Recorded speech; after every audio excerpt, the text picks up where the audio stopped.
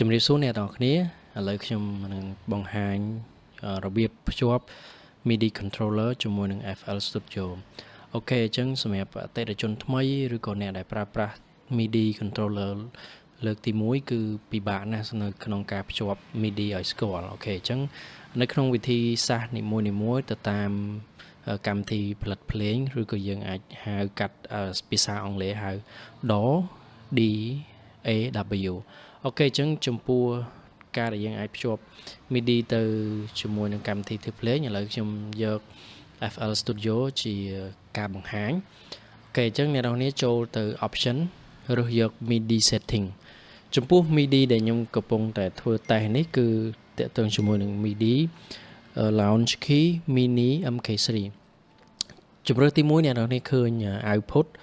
អូខេអញ្ចឹងតាក់ទង output ហ្នឹងគឺការបញ្ចេញអ្នកនរគ្នារើសទៅតាមជុំ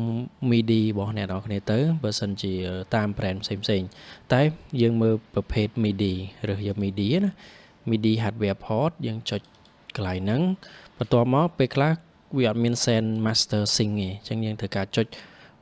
កន្លែងហ្នឹងមួយបន្ទាប់មកខាងក្រោម input នេះគឺជាទៅអ្វីដែលទឹកការទទួលអញ្ចឹងអ្នកនរគ្នាចុចយក launch key mini មកហើយនៅកន្លែងចំណុចនេះមួយទៀតពេលខ្លះទៅក៏អត់ស្គាល់អត់មាននៅកន្លែងនេះដែរអញ្ចឹងបើពេលណាយើងអត់ចុច enable ទេយើងចុចទៅអត់ឮទេអូខេត្រូវការអ្នកគ្នាចុចចំណុច enable នេះអ្នកគ្នាឃើញទេពេលដែលយើងចុច enable ទៅកន្លែងនេះបានបើកដែរអញ្ចឹងបានវាបញ្ជូនទៅបាទខាងនេះបញ្ជូនខាងនេះចាំបញ្ចេញសលេងអូខេហើយចំណុចមួយទៀតដែលវាតាក់ទងគ្នាដែរគឺការជ្រើសរើសសំឡេងបាទ audio បើសិនជាអ្នកនរគ្នាប្រើប្រាស់ sound card កុំភ្លេចរើសយក input និង output អូខេអញ្ចឹង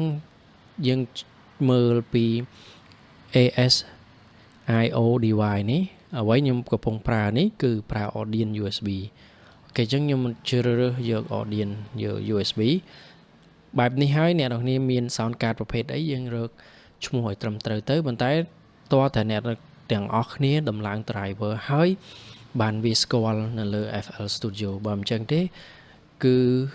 FL Studio នឹងចេញ